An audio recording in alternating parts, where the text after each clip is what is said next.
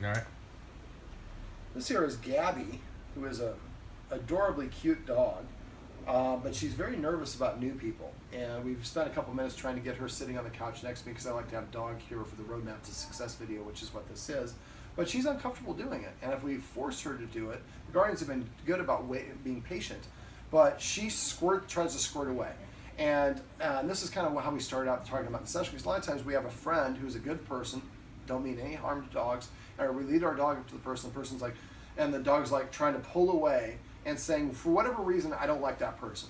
And you get frustrated, you're like almost embarrassed because this is a good person, you want the person to meet your dog, but your dog is telling you, I don't like that person for whatever reason. And it doesn't really matter if the dog's reason is right or wrong. If we force the dog to do something, then we're breaking the dog's trust, and we're also teaching the dog that we're going to put it in dangerous situations, which can put it on higher alert. And I think that's a contributing factor here. I don't think she's at all an aggressive dog. I think she's just a nervous dog. And unfortunately, her guardians booked the session with me. It'd be nicer if they would have found me about a year ago, because they've done a very common thing, what a lot of people do, is when their dog is nervous, they pet it and try to console it. But anything your dog is doing when you pet it is what you're actually reinforcing or amplifying. So every time that we pet a dog who's nervous, we're going to make it a little bit more nervous. Anytime we pet a dog who is aggressive to try to calm it down, we're going to make it more aggressive. Same thing with excited when we come home from work. If the dog's excited and jumping up, and we pet the dog, we're petting the dog for jumping up and for being excited. Each time we do this, we might make the dog just slightly more excited, but after the week, that might be like a whole percentage point more excited. At the end of a month, that's maybe 4 or 5 percentage points more excited. These things are cumulative. They go on and on and on. And so the way that I adjust and fix dog problems is by showing people how to make tiny little changes to the things they do on a regular basis to provide a little bit of structure or discipline for the dog. And I don't mean punishment, I mean just more structure. So the dog sees the humans acting like leaders, and that helps it have more confidence in us as leaders, and then it doesn't have to worry about the whole world. She thinks everything is the boogeyman, because I think she thinks the whole world is her responsibility. So what we want to do is we want her to basically feel like my job is no longer to be in charge of security. The humans have that under control. Now, the way we achieve this is by starting to incorporate rules, boundaries, structure, boundaries, and limits. And so for dogs, come. One of the first things I went over, that I usually suggest is incorporating rules. And some of the rules I went over: not being allowed on the furniture for a certain period of time, not having to sit at the door. If I go to the door and say, sit, Gabby, and she doesn't sit, I'm going to walk away for 1 minute. Then I come back and give her another sit. 1, 2, 3. She doesn't do it in 3 seconds, walk away, sit down, wait for 2 minutes this time. Come back, sit. She doesn't sit, walk away for 4 minutes, then for 8 minutes. So you keep on doubling the length of time. Eventually, as soon as you go over there and say sit, and she sits, you open the door and there's a remote control in her butt. After a while, she'll start going to the door to sit as a way of asking to go outside. Let me see. I also went over other rules would be not being allowed to be in the kitchen when people are cooking, not be within 7 feet of a human who's eating. If she's playing fetch, maybe make her sit before I throw the ball, things like that. I also went over petting with a purpose and passive training. Petting with a purpose is if she nudges me and tells me what to do and I pet her, then I'm reinforcing and rewarding and amplifying that come. But if instead, when she nudges me, I give her a counter order, tell her to sit. And when she sits, I pet her under her chin and say the word sit and only the word sit. Now I've redirected her into something else, and what I'm teaching her, if you tell the human what to do, the humans don't listen. But if the human tells you what to do and you do it, you get rewarded for doing that. Now we're providing her an incentive. I've been here 4 hours, I haven't petted her, now she's lingering, and she's comfortable, because I'm showing respect by listening to her body language, which we'll talk about here in a minute. So for petting with a purpose, it's if the dog nudges or scratches or demands attention, I'm not going to give it. I'm going to ask it to do something that I like and then pet it and reward it for doing the thing that I like. After a while, the dog will come and start sitting in front of us to prepay for attention. When it does that, we want to make sure we reach over and pet the dog. Now, I moved my hand slowly because normally she would recoil, and fast movements for her are going to be a trigger. So when guests are here, your guest should try to make a cough or a sound anytime they're going to move around, so that she sees them first and then sees them. And when they get up, if possible, that's really good. You're keeping your chin right there. The guests should try to walk around almost like they're underwater. Very fluid movements, slow movements. Now I'm not trying to take advantage of the dog. The dog knows what's going on. She can watch it. She feels comfortable about it. You see her tail looks good in that in that posture before the tail was between the legs. Remember, if the tail's ever between the legs, never pet a dog with the tail's between the legs. That's amplifying that insecurity. But by petting with a purpose, it'll help the human stop petting her for being nervous or anxious, and instead rewarding her for desired actions and behaviors. And that leads me to what I call passive training. Passive training is simply waiting for the dog to do something that we want it to do on its own, without any influence from us. So right now she's already here. But if she were to sit, now for me, if I reached for her to pet her when she was sitting, she'd probably move away. But for you guys, as soon as she sits, if you just reach over and pet her and say sit within 3 seconds, and she hears the word sit every time she sits down and gets that reward, we didn't ask her to. We're not influencing her at all. We're just simply recognizing and rewarding her for doing things that we find desirable. After a while, that makes it more easier for her to do those in more challenging situations. And also, now if I asked her, what can you do to make your humans happy, a question I asked her humans a couple hours ago, she could tell me, well, they like it when I sit, they like it when I come to them, they like it when I lay down, and so on and so forth. One of the things, petting with a purpose and passive training are the two easiest things that you can do that will have the biggest impact on your dog if you get into a habit of doing them. Now, I'm making her come up a little bit further each time I do this. At first, when I was doing it, I was holding my hand right at the edge of the bed. And now I'm doing it, and I'm moving my hand further and further back. So she has to get closer and closer to me. And each time she does that, something good happens. But I'm not enticing her. Well, I'm enticing her, but I'm not asking her. I'm not begging her. I'm not saying it over and over again. And every time she takes the treat out, I leave my hand there. I don't move it. And that makes her feel more comfortable. And she's actually now coming in, sniffing and licking the hand a second time.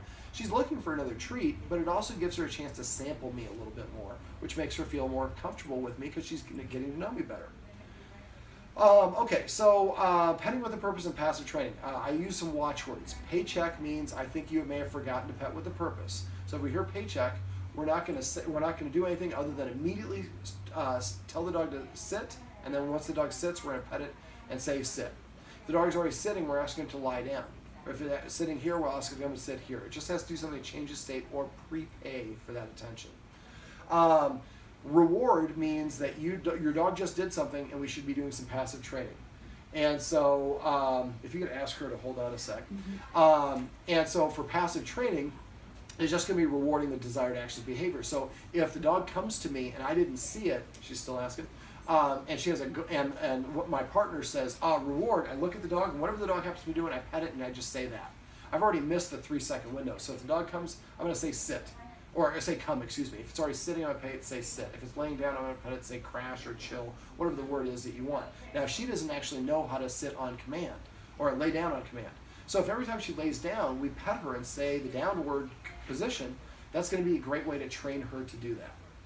So you see now she's much more inclined. She's not hesitant when she comes over, but we're doing it in stages. And again, I've earned her trust through my actions.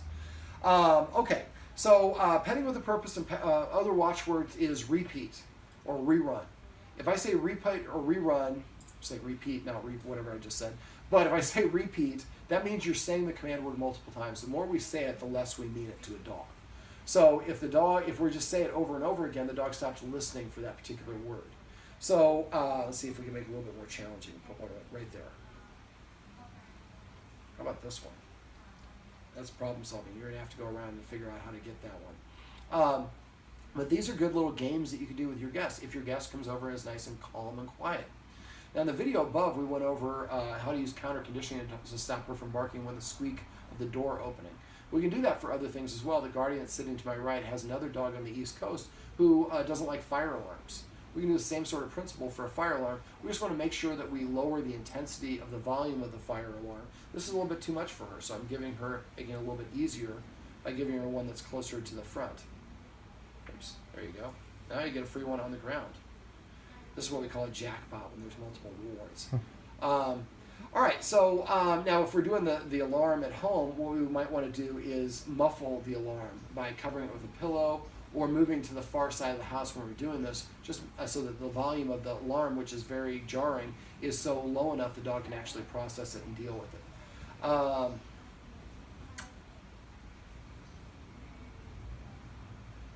right, we'll make it a little bit easier.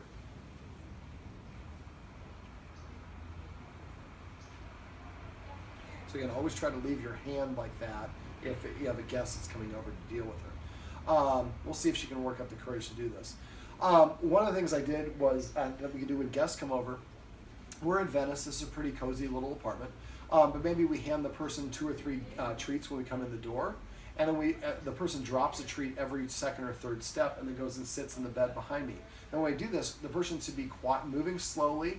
We shouldn't be talking to the dog, looking at the dog, or trying to get the dog to take the treats. We shouldn't be encouraging the dog to take the treats. Just make them available. And then sit down on the bed and have the person look in that corner, look somewhat away from the dog. That can help the dog feel a little bit more comfortable because the person, this is a front-facing is a confrontational challenge. So we'll put it up there, see if she can come up and take that one. Now, if she won't take the treats, that's okay. She might wait until the person leaves. And if she doesn't, she waits a minute and the dog sits or lies down or moves away, then have the person get up and leave and not say a word and leave the treats there. Even though she didn't get the treats, they still were dropped by the person. They have a little bit of that person's scent, and that creates more of a positive association. Also, dogs get over things by literally moving forward. So if we can get the dog to move towards the person and they get a treat each time, that'll be beneficial. If this becomes a kind of a ritual, every time a person comes in your house, they drop treats and sit in that bed and wait for the dog to get up all the treats first, and then they come and sit here, and eventually you'll be able to put treats, and the dog will start licking the treats off the person's. You can do it off. She's thinking about doing it right now, but you could do it. I mean, I've done this before. I put it on my shoe. If they won't come to your shoe, put it right off the shoe, and then maybe you put one on off the shoe and one on the shoe. Sit. She's such a cute dog, and that's I think part of the problem is everybody wants to pet her. She looks like a cute little Benji, but she doesn't want to be petted, and she tells people I don't want to be petted. So the thing she's going to do to tell people she doesn't want them to be near is probably turning her head away from them or turning her body away from them. Licking her lips can be a sign of stress. Her hackles go up, and her hair on her back is up a little bit already, but it elevates when she's really worked up. Her ears will come forward or go very far back. Her tail will probably be very high up or between her legs. So if we start seeing those things and we're walking her towards the person and she's telling us, I'm uncomfortable about this person, and we keep on walking towards because we know this is a good person, not going to do anything bad to you, but she doesn't know that. And so we want her to learn that approaching people is, my guardians are not going to put me in a bad situation. So in the short term, we want to try to avoid taking her to any situation or place where she's going to have a negative experience, because that's practicing the wrong thing. Instead, if we do go in a situation like that and she has a bad experience, take note of what was going on. What time of the day was it? Where were we at? What sights, what sounds, what smells? How many people were around? What was their energy like? What was the dog's energy like? All those fun things. And eventually we get to the point where the dog, we can recreate that situation, but maybe it was a bunch of kids. Sorry, sweetheart. She was about to get that, and then that little movement by my hand tripped her up. So when you're doing these things, the first couple times, the person needs to sit pretty static and not do anything. Let's see if we can help her out with a second one right there, and then not move and get her to come and take it.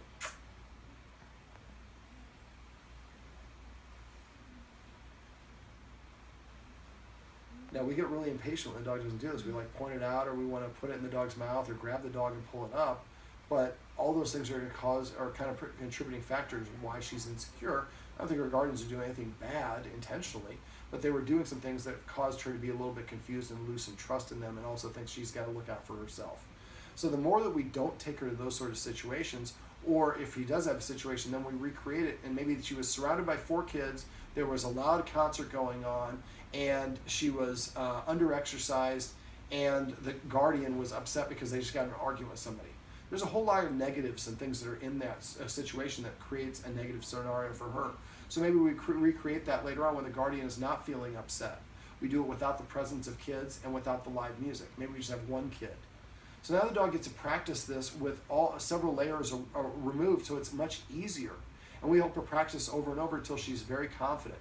So if you see her approaching and she's keeping one of her feet out behind her, like I pointed out to one of her guardians earlier, she's trying to keep, it's like, I want to keep part of me away from you, and I want to run away from you as quickly as I can. So we want her to practice being around us without anything bad happening, so that she gets more and more used to it, more confident, and then feels free, like she can come and approach that person because she has that confidence from that experience. Once she's comfortable with 1 child, then I might recreate this with a second child. Now, because she has a problem with children, and we do have some children around, what we might want to do is go to like that little boat that's right outside of Venice on the boardwalk, I'm talking about, little thing for kids. It's right by the beach where they're write with chalk, and it's like a pirate ship. They jump on and play imaginary. Oh, it's in Santa Monica. Yeah. In between Santa Monica and Venice. Between Santa Monica and Venice. I know what you're talking about. So, or other playgrounds. And if we go there, what I would do is I would try to get her as close as you can get her to go without pulling her. And if she won't take a treat or won't sit, those are her two ways of saying, that's too intense for me. So keep on walking further and further away until you find a distance where she'll sit. And sometimes what I'll do is kind of what I described in the video above, the counter conditioning. I might smash a treat. Now, if I'm holding the treat, I'm the dog. I can actually get the dog to look wherever I want by moving the treat, and the dog's going to follow the treat while it nibbles on it. So if the child is there, what I can do is once I find a distance where the dog feels comfortable, I pull out a treat and I hold it like this. So these 3 fingers are under the dog's chin, and I let the dog chew on it while it's looking at these kids who are running and making all these sounds. But because we've incorporated so much distance, the dog doesn't feel an immediate threat. So then what we can do is feed it these high-value treats while it's watching these kids, and it feels more comfortable about it because now the kids start to associate the kids with getting these high-value treats. Once you can get your dog to take the treats at, let's say you're 25 feet away from it, then maybe you leave, and then you come back. The next time you might start at 25 feet, but if she sees people comfortable, then we go to 24 feet in practice. And if you go to 23 feet, she stops taking the treat or doesn't want to sit down, then we back up to that previous step and practice that previous step over and over. We have to keep on practicing these behaviors one step at a time until the dog can handle that one step before we take the next step and make it a little bit more intense. This is a process. It will take some time. But if you do this slow and methodically, you'll eliminate the dog's fear of that particular thing permanently. Now, it might be just at a swing set is different than a kid running at me. So you might have to do different capacities. But the idea, anytime she gets reactive or if she nips or does anything like that, look at the situation, take her out of harm's way first, but then reevaluate. Well, okay, what was going on? Was she tired? Was it before feeding? What are the contributing factors? You might want to start a journal. So that way you start noticing every time that we play polka music, she freaks out. She hates polka music. So sometimes there are contributing factors. There's a man with a beard. There's a woman with a dress that blows. There's somebody that's tall or somebody with dreadlocks or whatever it is. There might be things that she's created a negative association. So once we identify what those are, we can use the principles of counter conditioning to help her have a positive association with that. After enough, she doesn't look at that as a negative. She would not have come over near toward me. Her guardian just got up and moved away. She followed her guardian, but she came back. She's motivated for this. I'm trying to make it a little bit easier for you to come and get it, sweetheart. But this would be another little game. Now, something else you might want to do is teach her how to catch. Now, if you teach her how to catch, the way most of us do this, I'll pantomime for the dog. We go 1, 2, and then we throw it. Now, she actually tracked all 3 times, but usually the dog's like 1, 2, where did it go? And then it hits their head. And then it hits the ground, and then they lick it up off the ground. Well, that teaches the dog, I don't have to get it. I can just look it up from the ground. So you want to immediately pick it up. I don't think it's going to make much of a difference because we have the windows open here. But you want to pick it up, so then throw it again. So the only way the dog gets it is if it snatches it out of the air. If you can teach her actually how to catch, then she can actually interact with guests without being so close that it triggers her flight response. Sit. She doesn't know how to catch. But then if I did this and I could play catch with her, well, then she starts looking at it as like, well, I like it when people come around, they play catch with me. I'm going to wrap this up because we have some other things going on. So we want to make sure that we're feeding her after we eat. So the human should eat something first, then give her permission to eat. And as soon as she walks away from her bowl, we pick up the bowl, we dump the remaining food out of it, and then put the bowl back down. If we're going to feed her chicken, then she is only going to get the chicken after she eats the dry dog food first. If she eats the dry dog food, then she can get the chicken. There we go. There we go. So I breadcrumbed her here, but she finally got closer and closer. But it's important that we feed her after the humans eat, and this is something we're going to do every day anyways. Passive training, the petting with a purpose and passive training. If you do those 2 things and stop petting her when she's nervous, those things alone are really going to help. One last thing, dogs get over things by literally moving forward. That's a little bit of what I talked about dropping the treats. You've been having people meet outside. What I would do is have them meet outside and have them take her for a walk with you about a block. Most dogs like walking. So the first time she meets the person, she's outside. And maybe they can help you with the gate. You know, they come and squeak the gate, you do the counter conditioning, then you put her on a leash, go out, we meet the person, we go out for a walk on the beach, wherever it is, just around the block.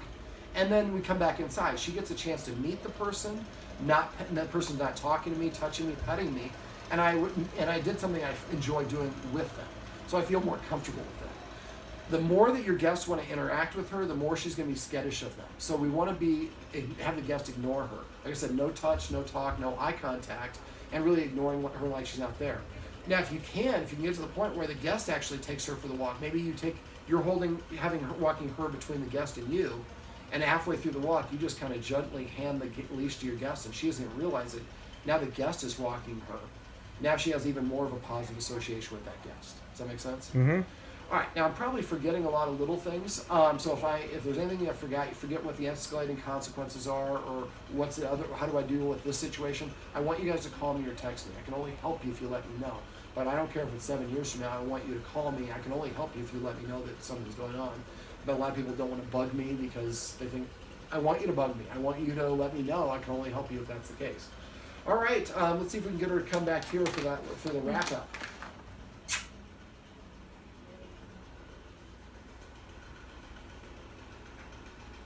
This is Gabby, and this is Gabby's roadmap to success. Remember, everything you do trains your dog. Only sometimes you mean it. Right, Gabby? Let's come up one more time. Come.